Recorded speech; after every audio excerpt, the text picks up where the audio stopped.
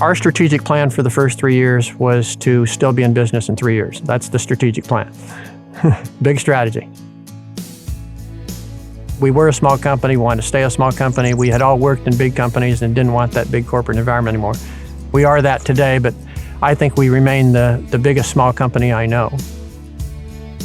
We've always tried to dedicate ourselves to the task at hand in a way that we were looking at how can we deliver value to customers? What does the customer need? How can we meet that need? And it has been very much on a handshake deal.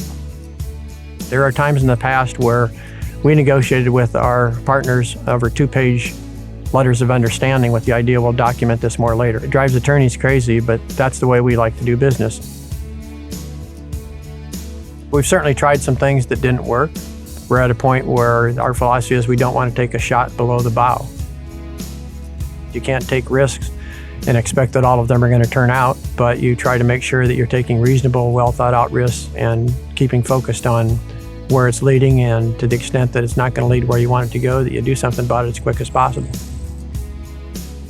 We want to serve hospitals and have lights at night and meet market demands and run our factories, and a reliable energy system is the key to economic success for any city, any state, any country, and we're trying to contribute to that.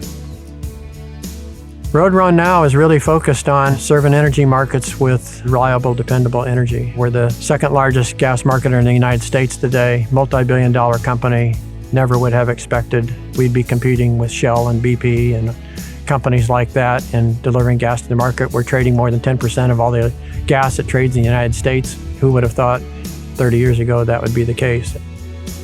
As Howard Hawks, our chairman, puts it, our trust is our treasure, and the nature of businesses is that treasure, that trust is in the hands of each and every single employee that you have every day. So whether we have an employee we hired last week or somebody who's been here 35 years, that's at risk and on the line every day. It's true for First National Bank, it's true for Tenaska. We all stand on the shoulders of the people who came before us. I can kiddingly say the last handshake with First National was about 15 minutes ago when we started, when we arrived on site. But a great relationship with First National over 35 solid years. Never been a time when we weren't a customer, never been a time when we weren't happy with the relationship. They want to serve their customers. They're dedicated to do so. They've got a culture that's geared toward that kind of a value system, both at a company level and at an employee level. A century worth of service has been critical to the development of the economic success of Nebraska in dozens, hundreds, thousands of ways.